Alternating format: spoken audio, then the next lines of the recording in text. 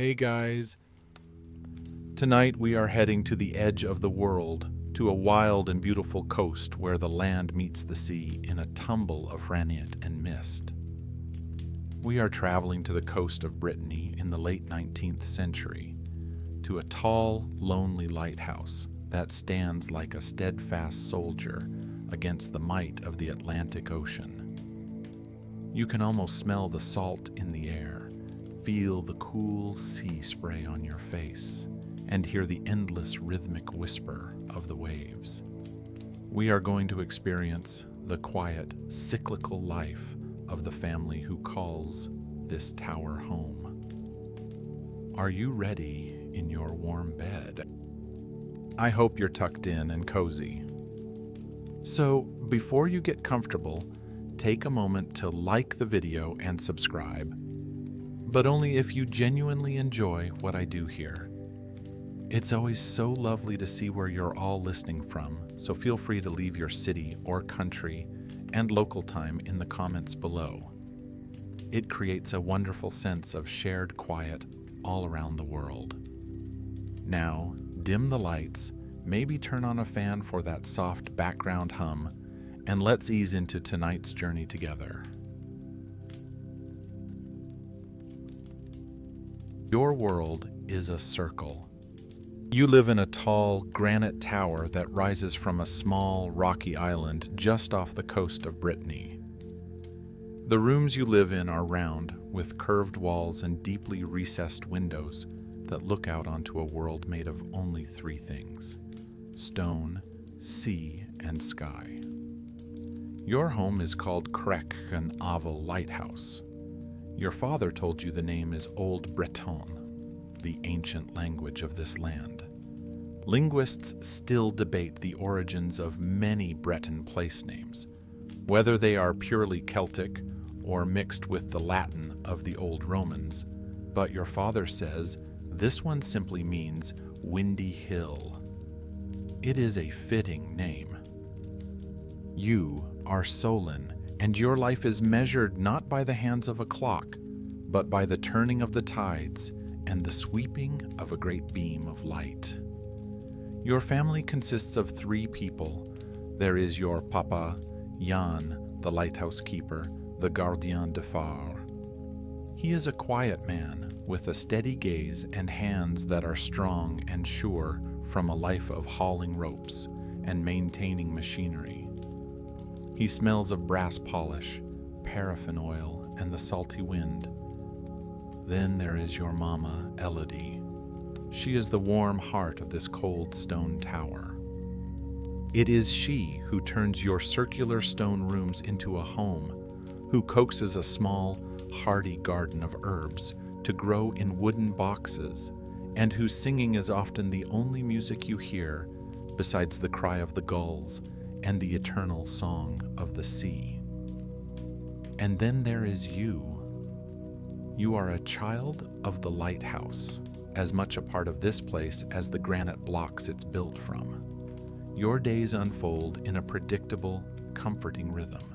You wake in the morning to the sound of your father descending the winding stone staircase from the lantern room high above. His work for the night is done. The great lamp, having faithfully swept the sea with its light all night, is now asleep, as your mother prepares a simple breakfast of coffee, bread, and jam in the small, round kitchen. Your father begins his daytime chores. It is a routine of meticulous care, polishing the vast brass mechanisms that turn the lens, checking the fuel levels, cleaning the soot from the glass. The lighthouse itself is a marvel of 19th century engineering. It is a product of a great campaign to make the treacherous French coastline safe, a massive undertaking that saw dozens of these towers built along the coast of Brittany, a place infamous for its shipwrecks. Your father speaks of its construction with a kind of reverence, how each granite block was brought from the mainland and fitted together so perfectly that the tower can withstand the fury of the greatest winter storms. It stands not just as a warning to ships, but as a testament to human ingenuity against the power of nature. After breakfast, your lessons begin. Your mother teaches you to read and write, your classroom the small living area, your desk a sturdy wooden table. You read tales of brave knights and ancient French kings, stories that feel a world away from your island of stone. Your father teaches you a different set of lessons. He teaches you the names of the seabirds, the gannets, the cormorants, the oyster catchers. He teaches you to read the weather in the clouds, to know when a fog is rolling in, to predict the changing of the wind by the patterns on the water's surface. He teaches you to identify the different ships that pass on the horizon, the tall masts of the fishing boats from Douarnenez, the low black hulls of the steamships heading for the port of Brest, the elegant sails of a merchant ship bound for the Americas. Sometimes, when the sea is misty and the line between the water and the sky dissolves into a uniform gray, he tells you the old stories, the Breton tales. He points out into the fog and tells you to be wary of the bognoz, the ghostly night boats crewed by the spirits of drowned sailors, forever searching for their way home. He says they are just stories, of course, meant to scare children. But as you look out into the swirling gray mist, it's easy to believe that another, more mysterious world exists just beyond the edges of your own. In the afternoon, if the tide is low, you are allowed to go outside. You scramble over the wet, seaweed-slicked rocks of your small island, exploring the tidal pools left behind by the retreating sea.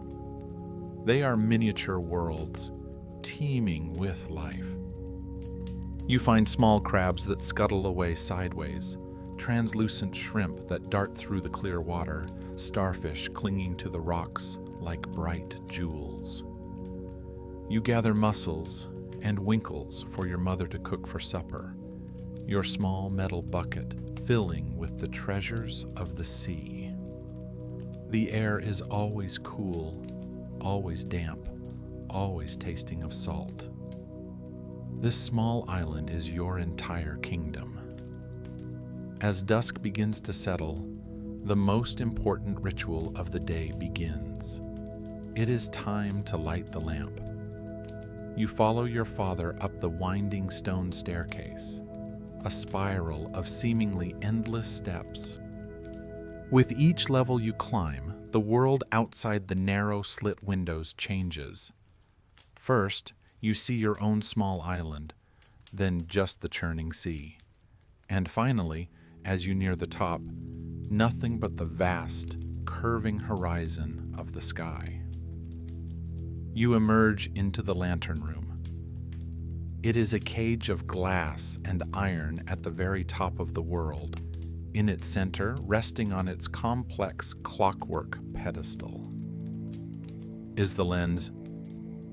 It is a thing of pure magic, a magnificent beehive of concentric glass prisms, polished to a perfect, brilliant shine. It is a Fresnel lens, an invention that allows the light of a single lamp to be focused into a powerful beam that can cut through miles of darkness, fog, and rain. Your father prepares the great paraffin lamp that sits in the center of the lens. He trims the wick, checks the fuel, his movements precise and unhurried. When everything is ready, he strikes a match. The flame catches, at first small and yellow, then growing into a steady, brilliant white light. He places the lamp inside the lens, and suddenly the entire room is flooded with a dazzling, almost blinding brightness. Then, he winds the great clockwork mechanism with a soft click and a low hum. The lens begins to turn, slowly, majestically. It rotates, gathering up the light from the lamp and sending it out to sea in a great sweeping beam. One moment the room is dark, The next, it is bathed in an impossibly bright light. Light, then dark. Light, then dark. A steady, silent pulse. A heartbeat for the sea. You watch, mesmerized, as the beam sweeps across the dark water. It is your lighthouse's signature, its voice. Every lighthouse has its own unique pattern, a language of light that tells a sailor exactly where they are on this dangerous coast. Your father has taught you your lighthouse's pattern: 2 flashes, a pause, then a single flash. 2 flashes, a pause, a single flash. It is a message of safety, a promise of guidance in the dark. As the lens turns and the light sweeps, you descend the spiral stairs, back to the warmth of your kitchen. Your mother is humming as she prepares a simple, hearty supper of fish stew. The smell of the stew, rich with herbs and the scent of the sea, fills the small, round room. The 3 of you eat together at the wooden table. The sound of the wind and the waves, a constant companion outside your thick stone walls. High above you, the great light you just helped to start continues its silent, tireless watch, sweeping the dark sea, a beacon of hope, a promise of home. You are safe, you are together. You are a family living in a circle of stone, held in the embrace of the sea, at the center of a circle of light. The arrival of the supply boat is the most important date on your calendar. It is a holiday, a festival, and a lifeline all rolled into one. In the week leading up to its scheduled arrival, a new energy fills the granite tower. Your mother, Elodie, seems to hum more than usual, her thoughts on fresh vegetables and letters from her sister on the mainland. Your father, Jan, becomes even more attentive to the sky, his weather-reading skills focused on predicting a calm sea for the transfer. You spend hours at the window of the living area, your small spyglass, a precious birthday gift, pressed to your eye, scanning the vast, empty horizon for the first faint smudge of smoke. This anticipation is a powerful tonic. Maritime historians continue to debate the full extent of the psychological impact of such profound isolation on lighthouse keepers and their families, but you understand it in your bones. The endless circle of days, the constant companionship of only 2 other faces, the unchanging view of rock and water. It creates a deep, quiet hunger for connection, for news, for anything new.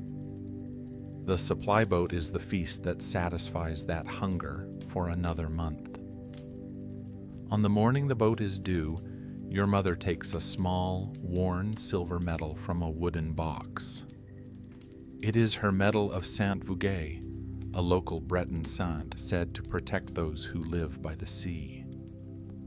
She holds it for a moment, her lips moving in a silent prayer for safe passage, a small act of faith against the ocean's immense power.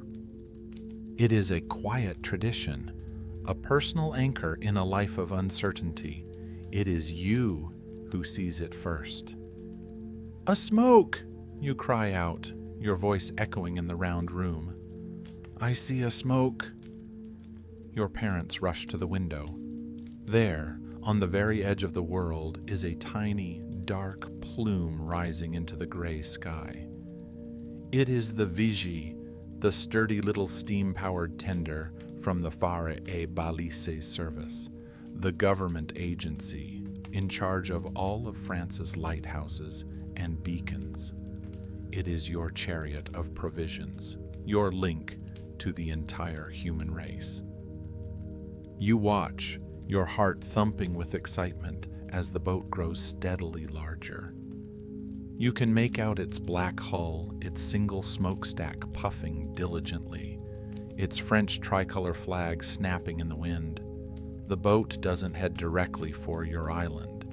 Your father has explained that the submerged rocks are too treacherous for a vessel of its size to get close. Instead, it drops anchor a safe distance away, a small, solid presence bobbing on the waves. Now, the real work begins, a difficult and dangerous dance between sea and stone. Two sailors lower a small, sturdy rowboat into the water and begin to load it with crates and sacks.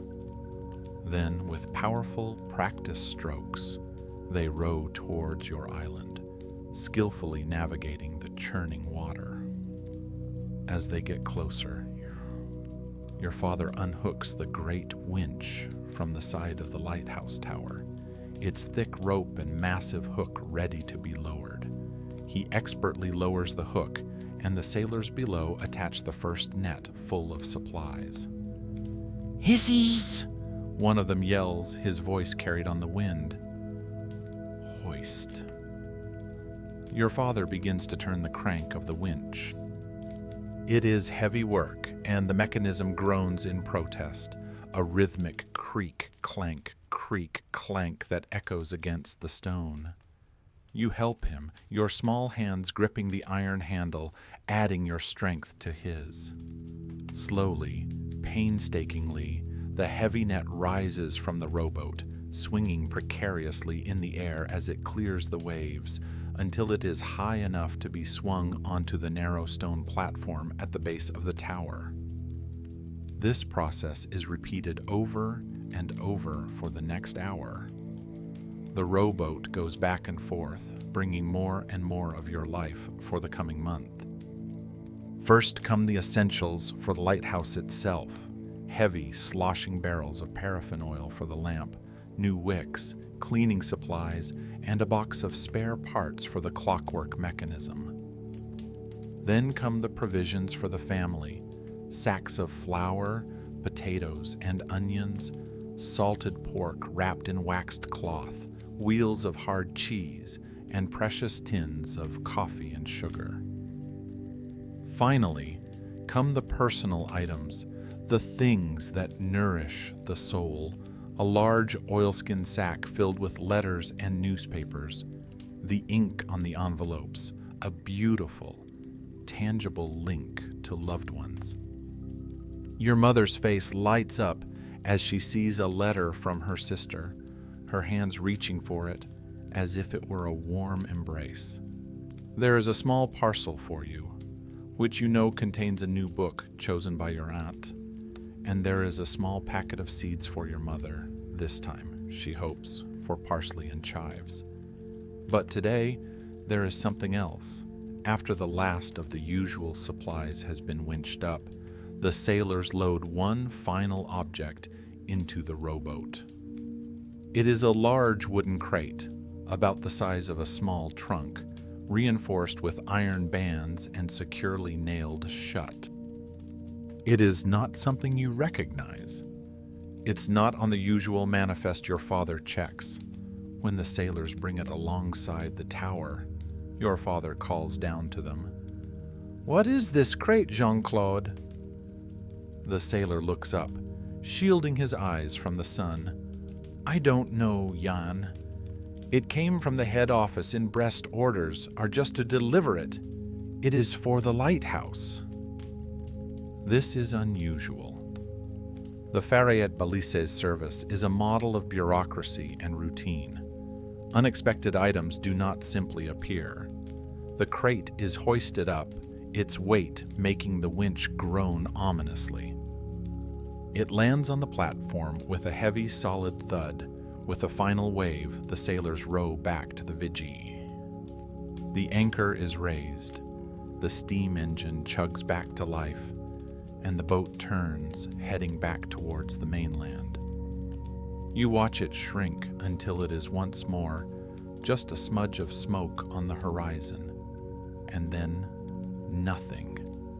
The noise and activity are gone. The profound silence of your island descends once more. But now it is a comfortable silence, a silence of fullness and plenty. The rest of the day is a joyous, satisfying ritual of unpacking and stowing away. Every item has its place in the circular rooms of the tower. The sacks of flour and potatoes go into the cool, dry storeroom at the base. The salted meat is hung from hooks. The tins of coffee and sugar are arranged neatly on a shelf in your mother's kitchen. Every new object is a small victory against the isolation. Your father reads the official letters from the service, full of technical updates and new regulations. Your mother reads her sister's letter over and over, her face soft with memory, sharing small pieces of family news from a world you've never seen. Later, you will unwrap your new book, the smell of fresh paper and ink, a perfume of new adventures to come. But the mysterious crate remains on the platform outside, too heavy to be brought inside easily. It sits there, an unanswered question, a solid wooden puzzle. What could be inside? A new piece of equipment for the lamp, a gift from the service, a mistake meant for another lighthouse. It is a small mystery, but in a life as predictable as yours, a small mystery feels like a grand adventure. For now, it can wait. The tower is stocked, the larder is full, and the sea is calm. You are safe and provided for, your small granite kingdom once again secure for another turn of the moon. A couple of days after the supply boat has left, you wake to a morning of brilliant, crystalline clarity. The sea is a calm, deep blue, and the sky is swept clean of mist and cloud. It is a perfect day. Your father looks out the window, gauges the light, and makes an announcement. Today, he says, his voice carrying a tone of quiet significance, we clean the lens. This is not a normal chore like sweeping the floors or scrubbing the salt spray from the windows. This is a ceremony. It is the most important task in the lighthouse, second only to keeping the lamp lit through the night. You feel a thrill of anticipation. Your father has decided that today you are old enough to truly help, to become a proper apprentice. You help your mother gather the special supplies, which are kept together in a dedicated wooden box. There are no harsh soaps or coarse brushes here. There are squares of old, butter-soft chamois, leather, cloths of fine, lint-free linen, and a small tin containing a fine, reddish powder-polishing rouge. There is also a jug of distilled water, collected from the rain, as your father insists that the minerals in well water could leave a faint film on the glass. The level of care is almost superstitious. A keeper's most sacred duty is to his lens, ensuring that not a single flaw impedes the light that sailors' lives depend upon. Carrying the box carefully between you and your father, begin the long spiraling ascent to the top of the tower. The climb feels different today, more purposeful. You are not just going to the top to look at the view, you are going to perform a vital service. As you climb, your father begins the lesson. The lens solenne, he says, his voice echoing softly against the curved stone walls, is the soul of the lighthouse. It is not just glass, it is an idea, a brilliant idea. He tells you about the man who invented it, Augustin Jean Fresnel. He explains how, before this invention, lighthouses used simple mirrors, which were weak and scattered the light. But Monsieur Fresnel, a genius of optical science, figured out how to capture every possible ray from the lamp. He designed a system of magnificent, interlocking prisms, each one precisely angled to bend the light, to gather it up and focus it into one single, powerful, unified beam. He made it possible to send a sliver of candlelight miles out to sea, your father says with reverence. He turned a flicker into a thunderbolt of light. You finally push open the heavy door to the lantern room. In the bright morning sun, the space is breathtaking. The sunlight pours through the great glass panes of the room, striking the enormous beehive of prisms. The entire lens ignites with a dazzling internal fire, fracturing the light into 1,000 tiny rainbows that dance on the ceiling and floor. It is like standing inside a perfectly cut diamond. Your father opens the small access door at the base of the lens apparatus and steps inside onto the narrow metal walkway that encircles the lamp. He gestures for you to follow. Standing inside the lens is even more magical. You are surrounded by a curving wall of intricately cut glass, each piece set in a gleaming brass frame. You can see the whole world through it, but the view is warped and strange, bent by the power of the prisms. The work begins. First, we show respect, your father says. He checks his pockets to make sure there are no stray buttons or buckles on his coat that could accidentally scratch the precious glass. You do the same. This is part of the ritual. He hands you a brush with long, incredibly soft bristles. We wake it up gently, he instructs. You follow his lead, delicately brushing the entire surface of the glass, from top to bottom, dislodging the fine layer of dust and salt that has settled there over the past weeks. The soft swish, swish of the brushes is the only sound. A gentle whisper in the sun-filled room. Next comes the washing. Your father dips a soft linen cloth into the bucket of distilled water, wringing it out until it is just damp. One prism at a time, he says. Follow its shape. Never fight the glass. He shows you how to wipe with a steady, even pressure, his movements economical and full of grace.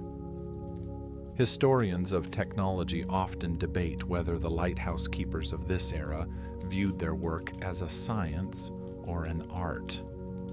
But as you watch your father, you know the answer.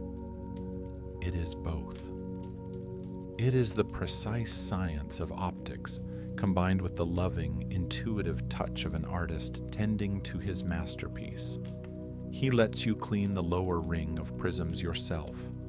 You dip your cloth, wring it out, and press it to the cool, smooth glass. You follow the gentle curve of the prism, your reflection. A small, distorted version of yourself, looking back at you. You feel a profound sense of connection to the light, to the tower, to your father. You are no longer just living in the lighthouse. You are a part of it. You are helping it to see. After every prism has been washed and dried with a fresh linen cloth, the final, most important step begins, the polishing. Your father opens the small tin of red rouge powder. He puts a tiny, almost invisible amount on a fresh chamois cloth. The rouge gives it the final gleam, he explains. It takes away any trace of oil or film and makes the glass perfectly, utterly clear. He shows you the motion. A small, slow, circular buffing. He hands you a cloth, and you mirror his actions on your section of prisms. The work is meditative. Your world shrinks to the circle of glass in front of you, the soft pressure of the cloth, the rhythmic movement of your arm. The sun warms your back through the lantern glass, and the only sound is the faint, squeaking whisper of the chamois buffing the prisms to a perfect, invisible clarity. When the work is finally done, you both step back to admire your handiwork. The lens is magnificent. It seems to vibrate with a life of its own, drinking in the sunlight and holding it within its depths, ready to be unleashed upon the darkness. It is so clean it almost seems to have disappeared, leaving only the brass frame and a shimmering distortion in the air. "There," your father says, his voice soft with satisfaction. "Now she is ready. Now she can breathe."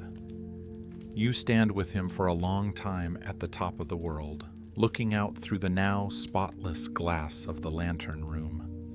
You can see the distant coast of France, a hazy green line on the horizon. You watch the gulls wheel and cry in the clear blue air. You feel the deep, steady pulse of the sea all around you. You have never felt more at peace or more connected to your strange, beautiful home.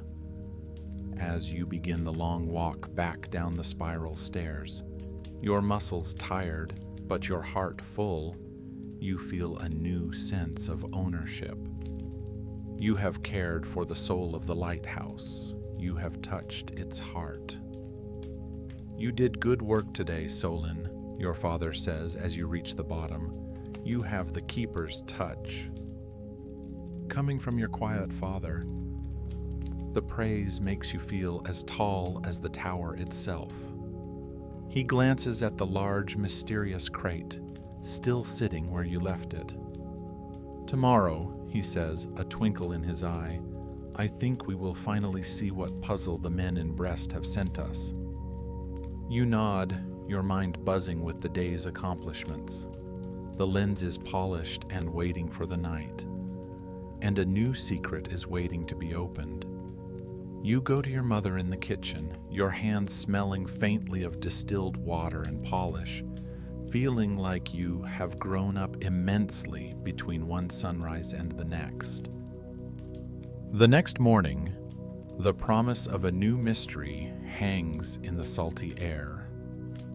After the morning chores are done, your father declares it's time to solve the puzzle of the crate. He retrieves a sturdy crowbar from his workshop at the base of the tower, and the three of you gather around the large wooden box that sits on the stone platform outside. It looks solid and imposing, having weathered a night outside without any issue. Your father examines the iron bands and the thick nails, nodding in appreciation of its sturdy construction. "Whoever built this," he says, "did not want it opened easily." He fits the tip of the crowbar under the lid and leans into it with his full weight. The wood groans in protest, a deep, drawn-out creak that echoes in the quiet alley. The first nail pulls free with a high-pitched screech. He works his way around the lid, prying and pulling, the sounds of straining wood and screeching metal, a percussive song of effort.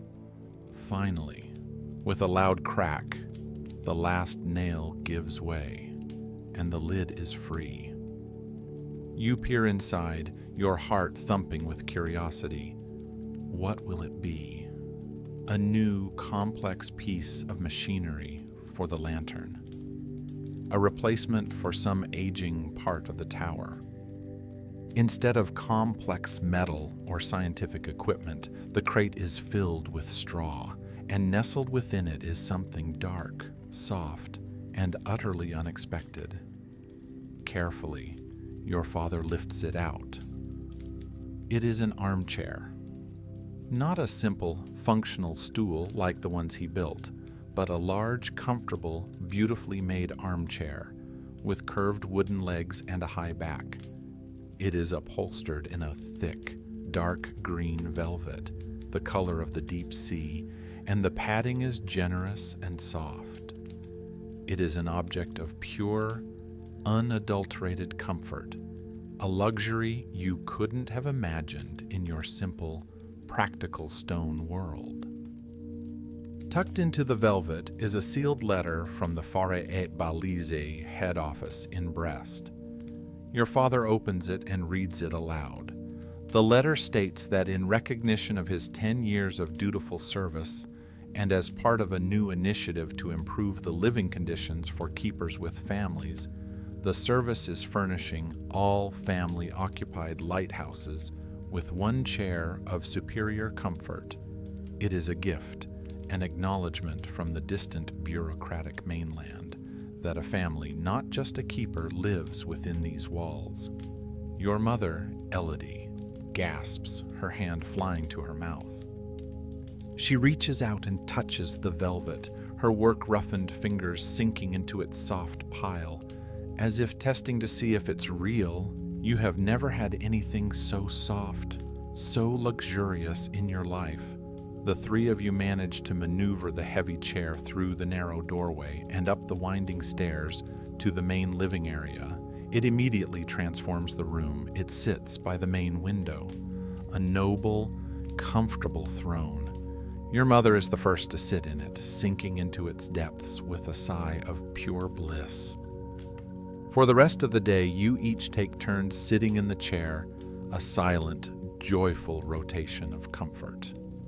The good mood from this wonderful surprise, combined with a noontide that is exceptionally low, prompts a rare treat. The low tide has exposed a wide, rocky land bridge, slick with seaweed, that connects your small island to a much larger, uninhabited granite outcrop a few hundred yards away. It's a chance to stretch your legs, to walk on foreign soil.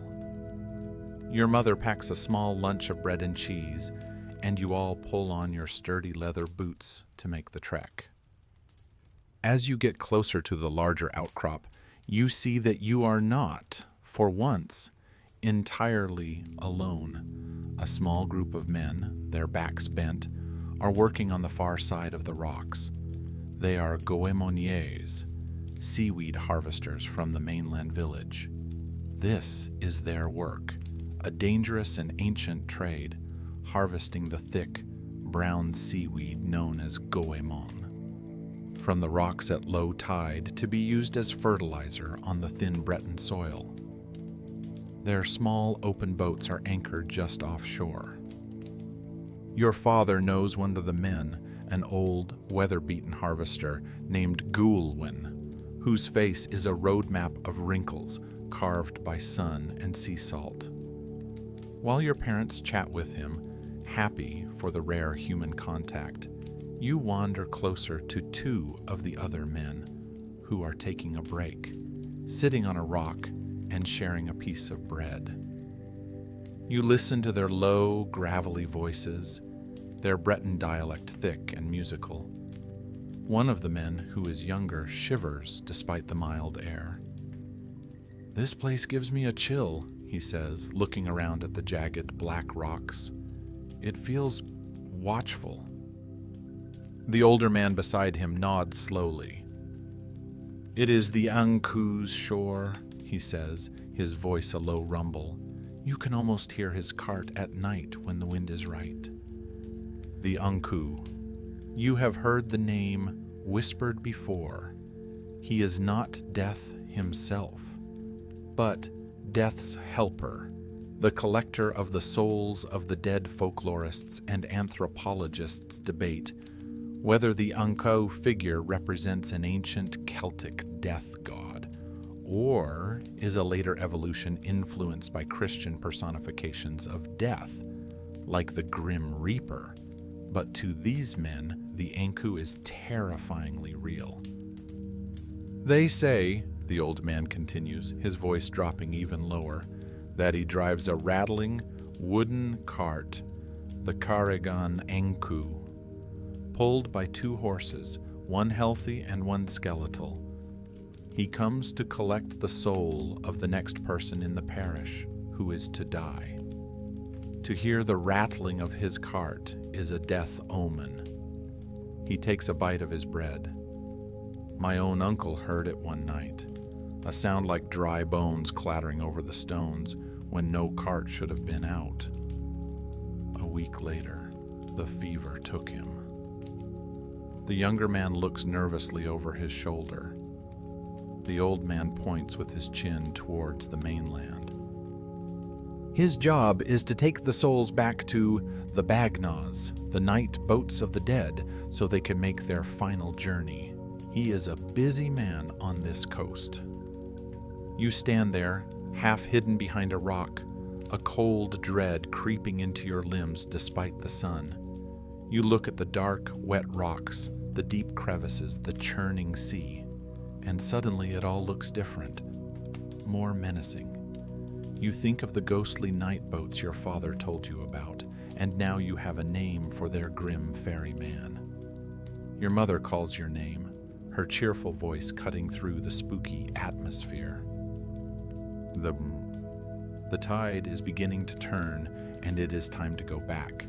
You say goodbye to the seaweed harvesters and make your way back across the rocky causeway to your own island, your fortress. That evening, the mood is different. The simple joy of the new armchair is now layered with something more somber, more ancient. Your father sits in the magnificent green velvet chair, a king on his throne, looking out the window at the sea as the sun sets. The chair is a symbol of comfort, of civilization, of the caring, bureaucratic world of the Far et Balises. But your mind is filled with the image of the Anku and his rattling cart. The sea that surrounds your safe, warm home is also the sea that feeds the Anku's harvest. It is a place of life and of death, of steadfast science, and of dark, ancient myth. You watch the first sweep of the great light from the lantern room high above. It cuts a path of brilliant, rational white light across the darkening water, a stark contrast to the shadowy, superstitious world you heard about on the rocks. But you know that both are real. Both are part of this wild and beautiful Breton coast. And as the wind begins to pick up, you can't help but listen for a faint, rattling sound carried on it from the distant shore. The wind that whispered unsettling stories of the Anku the previous evening does not die down with the night. Instead, it grows, changing from a sigh to a low, mournful moan that wraps itself around the granite tower. When you wake in the morning, the sky is no longer clear. It is a strange, bruised-looking yellow-gray, and the sea has lost its deep blue color, replaced by a churning, leaden surface, flecked with whitecaps. Your father, Jan, is quiet and watchful. His usual calm has been replaced by a focused, alert energy. You watch as he taps the glass of the barometer on the wall. The needle has fallen sharply. In the late 19th century, this is the most reliable scientific tool a keeper has to predict the weather. There are no radio reports, no satellite images. A keeper's forecast is a combination of this simple instrument and a lifetime of observing the sea's subtle language. He squints at the sky, watching the seabirds.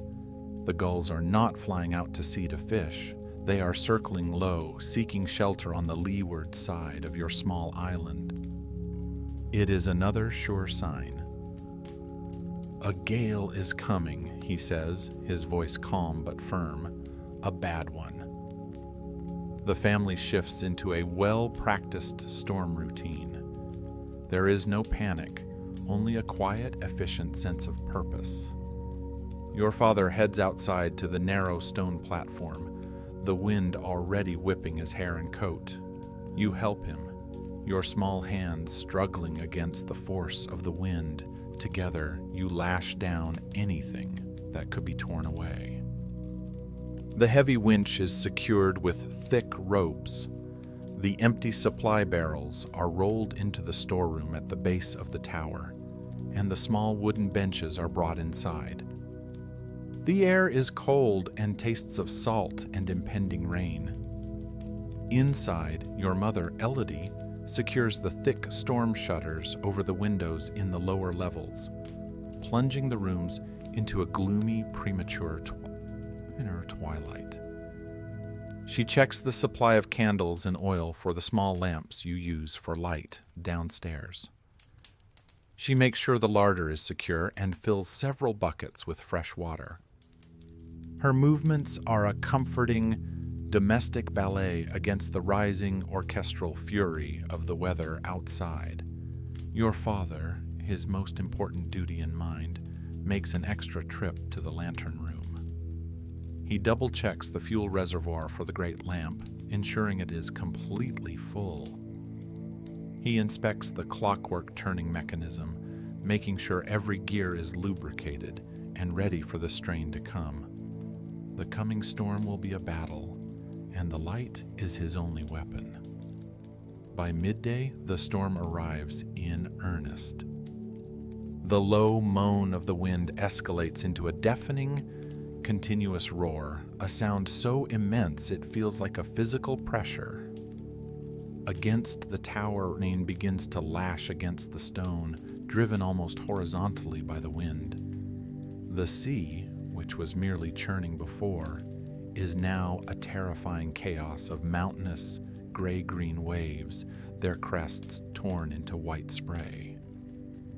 You spend the afternoon in the living area, a world of flickering lamplight and overwhelming sound. The noise is constant and varied.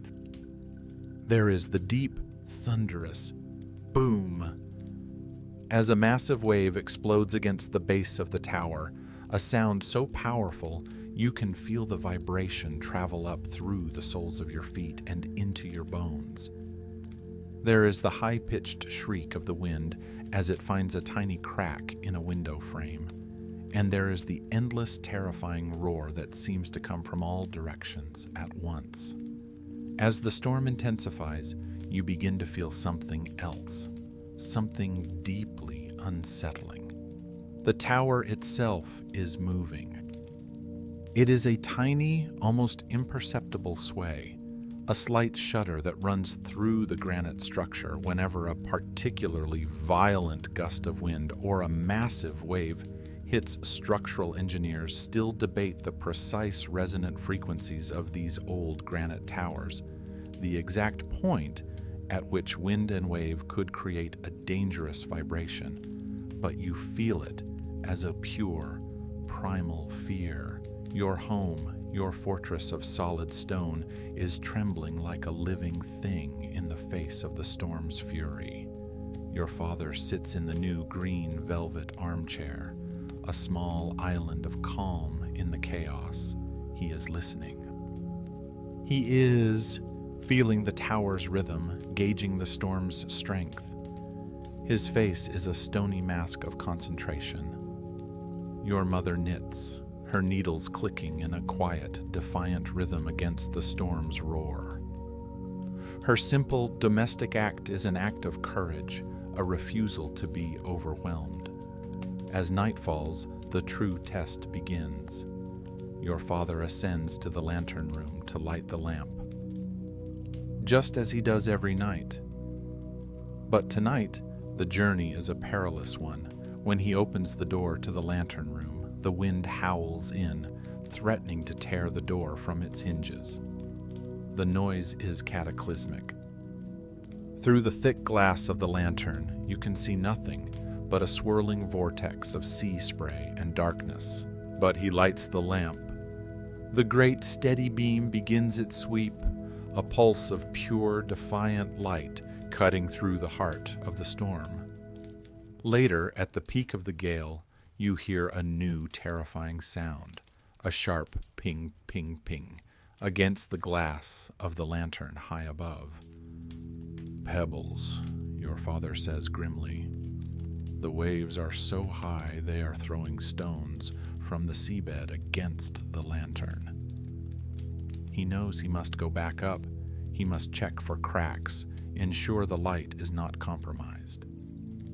You watch him begin to climb the spiral stairs again, a small, determined figure ascending into the roaring blackness. Your mother grips your hand, her knuckles white. While he is gone, you are alone with the storm. The sound is a physical entity, a monster trying to claw its way inside. You huddle closer to your mother, and in the howl of the wind, you imagine you hear it, the faint, ghostly rattling of the Anku's cart. On a night like this, when the sea is angry and the ships are in peril, you know the collector of souls must be busy. You say a silent prayer for the sailors out in that terrible darkness, trusting your father's light to guide them away from the rocks, away from the Anku's grasp. Your father returns, his face pale, but his expression calm.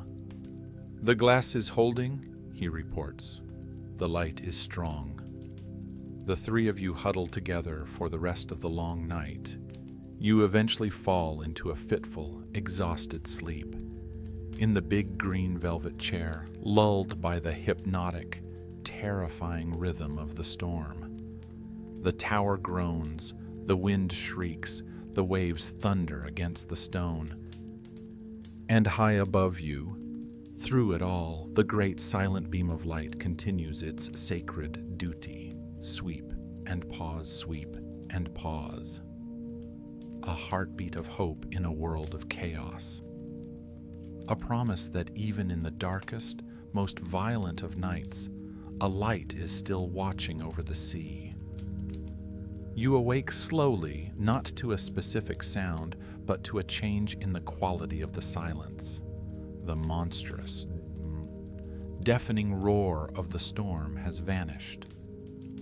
In its place is a deep, resonant rumble, the sound of an exhausted ocean breathing a heavy sigh. The wind no longer shrieks. It is a low, weary moan. You are still curled up in the big green velvet armchair, a thick woolen blanket tucked around you. Your mother is asleep in a chair nearby, and your father stands sentinel at the window, his back to you, watching the dawn. The first light of morning reveals a world scoured clean. The sky is a palette of soft, bruised purples and grays, but streaks of pale yellow are beginning to appear on the horizon. The sea is still a wild, churning mass of slate-gray water, crisscrossed with lines of white foam, but the terrifying, mountainous waves of the night before are gone.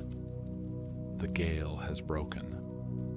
It has spent its fury and is now retreating. Your father turns from the window, his face etched with fatigue, but also with a quiet, deep-set relief. He gives you a small, tired smile before beginning his ascent up the spiral stairs for his final duty of the night, extinguishing the great lamp. Its work is done. It has weathered the storm. After a simple breakfast, which feels strangely quiet in the aftermath of the storm's constant roar, you all conduct a slow, methodical inspection. Outside, the stone platform is slick and wet, but the winch, the ropes, the thick iron door, everything is intact, a testament to your father's diligent preparations. Inside, the tower is unharmed. It stood firm, a granite spear against the ocean's rage. Sociologists who study small group dynamics often debate the source of resilience in isolated family units. Was it the rigid adherence to routine, the shared singular purpose of their work, or the deep, unspoken emotional bonds forged in shared hardship? Looking at your family moving through the post-storm rituals, you know it is all three, woven together into an unbreakable cord. Later, when the tide recedes, you and your mother venture outside to explore the island. The air is startlingly clean and cold, smelling sharply of ozone and brine. The storm has rearranged your small kingdom. The rocks are stripped of their usual seaweed, washed bare and clean, but the sea has left gifts in return. The shoreline is littered with the strange and wonderful bounty of flotsam and jetsam, treasures churned up from the depths. You find a large piece of driftwood, its shape twisted and smoothed by the waves into a form that looks like a leaping dolphin. Your mother finds a cluster of beautiful, iridescent scallop shells, their colors far more vibrant than any you usually find. You even find a small, dark bottle, sealed with wax, half buried in a crevice, though this one proves to be empty, a messenger with no message. The hunt is a quiet, joyful activity, a way of reconnecting with your small world and seeing the gentle side of the ocean after its night of violence. In the late afternoon, as a watery sun finally breaks through the clouds, your father calls you to the window. He points his spyglass towards the horizon. "There," he says, "a survivor." You look through the lens and see it, a large, three-masted merchant ship, its sails tattered but full, heading steadily away from the coast towards the open sea. It is a reassuring sight, a sign that life is returning to normal. It must have been caught in the worst of the storm last night, fighting for its life out in that chaos of wind and water. As dusk begins to settle over the calming sea, your father goes up to the lantern room to begin the evening ritual of lighting the lamp. You and your mother stand at the window of the living area, watching him. Just as the first brilliant flash of light sweeps out from the tower, you notice something on the distant ship. A tiny pinprick of light flashes from its bridge. Once, twice, then a short pause and a third flash. "Papa," you call out, your voice filled with excitement. "Look, the ship is flashing its light at us." Your father, who is on his way back down, hears you and quickens his steps. He comes to the window and watches. The pattern repeats. Flash, flash, flash. "What does it mean?" you ask.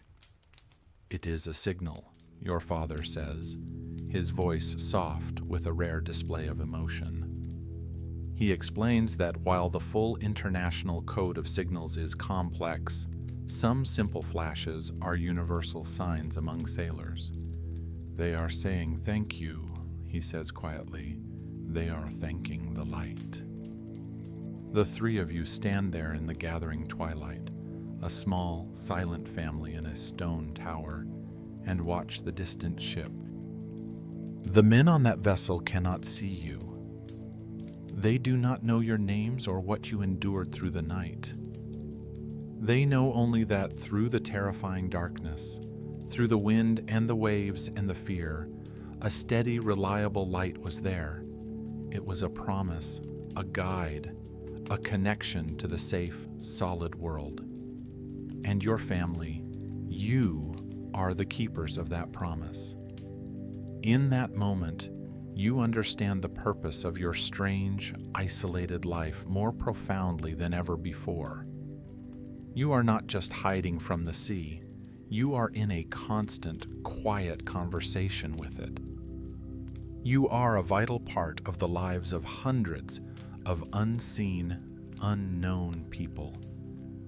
You remember the stories of the Anku and his rattling cart, and you think that while he may be busy on the sea, your light is busier, showing sailors the way around the rocks, the way home.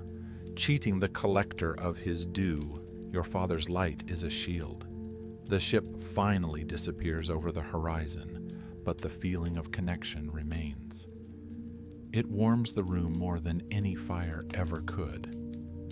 That night, sleep comes easily, deeply. The wind is just a whisper now, the sea a gentle rhythmic shushing against the rocks. High above, the great light continues its patient, sweeping dance, a guardian of the night. And as you drift off, you are no longer just a child on a lonely island, but a small, essential part of a very large world. The gentle, repeating flash of your lighthouse's beam becomes the rhythm of your own slow, peaceful breathing. The immense, deep quiet that follows a storm settles over the tower and over you. The world feels safe, protected, and calm. Let the feeling of that steady, sweeping light guide you now, cutting a gentle path through the darkness of your own quiet room, leading you away from all your worries and toward the safe, calm harbor of a deep and peaceful sleep. There is nothing more to do, nothing more to see, only to rest now. Feeling secure, feeling calm, feeling the deep restorative peace that comes after the storm has passed.